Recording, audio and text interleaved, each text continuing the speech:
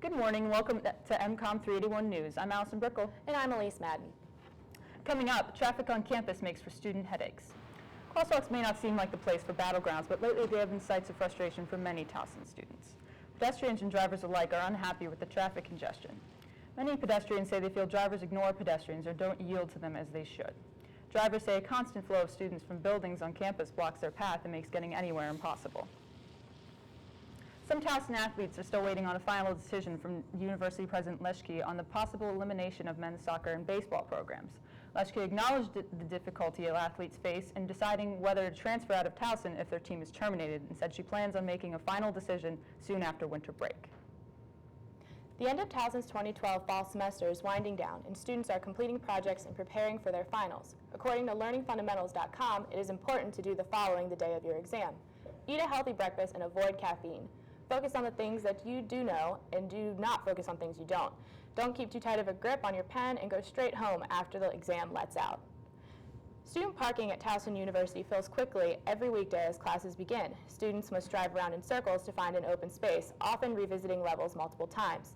Open spaces for professors remain frustrating many of the students. They will often find themselves waiting in lines just to get into the garages. According to students, parking spots are hardest to find from 9 to 10 in the morning. The Towson Town Garage and Glen garages are usually the first two parking structures to fill up. Students who wish to drive to school should allow for extra time to avoid the morning frustrations. Coming up, a ruined factory and a relationship it once had with a powerful corporation.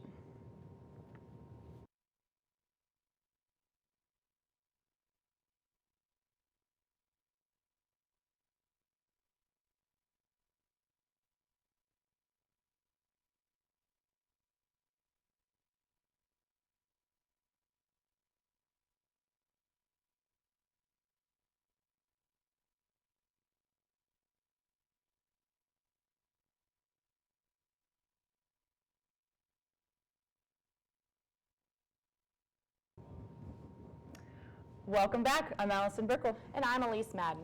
The Baltimore County Police are still investigating Sunday night's shooting. According to the police, the killer has not been identified. Al-Sawab Swab fell victim to the shooter, suffering many gunshot wounds. He died later that night in Sinai Hospital. The homicide occurred on the 7,000 block of Laughlin Circle in Towson, where police responded to calls around 7. According to police, Sawab's body has been transported to the office of the chief medical examiner.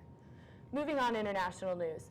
People in the Gaza Strip are thanking Iran for their help in the battle against Israel today. Billboards have been placed in 3 areas. They show 2 hands shaking with the words, "Thank you, Iran," written in Arabic, Hebrew, and Farsi.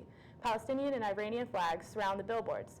Hamas and Islamic Jihad militant groups in the Gaza Strip have strong ties with Iran. Missiles made in Iran were used in the 8-day battle. Israel considers Iran to be its most dangerous enemy. Towson University graduate Tyler Waldman remains in critical condition and shock trauma as of Tuesday night after being in a car crash. According to social media friend, he has already had 1 surgery. The crash occurred Monday morning on the intersection of Dropper Road and Goucher Boulevard. Waldman is the editor of the Essex Patch. In international news, CNN reports that authorities say the garment factory fire in Bangladesh that left 112 people dead may have been the result of arson. The factory used to be a supplier to Walmart, but the company has since issued a statement that the contract has been terminated. In arts news, the Towson University Dance Company will perform its show Fusion Saturday and Sunday this week. The show will feature classical ballet and contemporary work and will highlight modern and ballet classes and TU community dance. According to ABC2 News, a 15-year-old girl from Joppa, Maryland has published her first novel, Silver Dagger. Casey Bowick said she's been writing stories since elementary school. She said she wants to encourage young writers to keep it up and strive for success. Thanks for watching MCOM 381 News. I'm Allison Brickle. And I'm Elise Madden.